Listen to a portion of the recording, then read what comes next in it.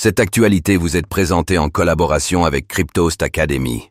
Ayez un temps d'avance sur le marché crypto en rejoignant notre communauté premium. Tether bientôt forcé de vendre 9 milliards de dollars de Bitcoin. Avec l'arrivée de Donald Trump au pouvoir, les choses bougent aux États-Unis, y compris dans la crypto. 2 projets de loi concernent notamment les stablecoins, une classe d'actifs en grande partie portée par Tether, la société derrière l'USDT. Mais pour s'y conformer, Tether devra peut-être se séparer de 9 milliards de dollars de Bitcoin.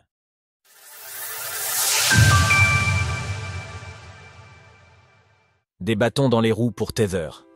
Aujourd'hui, le géant Tether pèse près de 142 milliards de dollars à travers son stablecoin phare, l'USDT. Adossé au dollar américain, ce dernier est de très loin le stablecoin le plus utilisé et le plus capitalisé, bien que son principal rival, l'USDC de Circle, commence à reprendre du terrain. Avec l'arrivée de Donald Trump aux États-Unis, la réglementation entourant les crypto-monnaies, et donc les stablecoins, est en train de muter considérablement. Cette classe d'actifs est d'ailleurs au centre des discussions, notamment à travers le Stable Act et le Genius Act, respectivement débattus à la Chambre des représentants et au Sénat. Qu'est-ce qu'un stablecoin et comment ça fonctionne ? Dans ces textes se trouvent des dispositions concernant les fameuses réserves des émetteurs. Tether et Circle, comme tous les émetteurs de stablecoin, se doivent d'assurer leur actif à un ratio de 1, un minimum avec différents types de liquidités.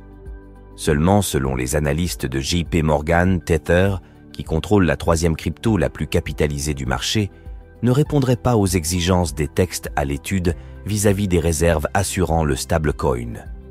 En effet, il apparaît que seuls 83% de ces réserves sont conformes au Genius Act, tandis que 66% le sont par rapport au Stable Act. Adieu le Bitcoin ? Autrement dit, pour se conformer à ces textes, le géant Tether n'aura d'autre choix que de revoir la façon dont il gère ses réserves. Plus précisément, l'émetteur de l'USDT devra adopter davantage d'actifs considérés comme fortement liquides, tels que des bons du Trésor américain, T-bills. Tether devra donc, dans cette optique, se débarrasser des actifs composant ces réserves considérées comme trop peu liquides, notamment les métaux précieux, or, ses prêts garantis, et ses bitcoins. Cela ne représente un montant colossal. Tether détient près de 9 milliards de dollars de BTC. Côté US, Ondo et le projet crypto de Trump WLFI s'associent pour démocratiser les RWA. Cela ne devrait pas faciliter les choses pour Tether, déjà bien embêté par l'entrée en application du règlement MiCA au début de l'année. Effectivement, MiCA, parmi l'ensemble de règles qui la composent, exige notamment des émetteurs de stablecoins que plus de la moitié de leurs réserves soient entreposées dans des banques de l'Union européenne.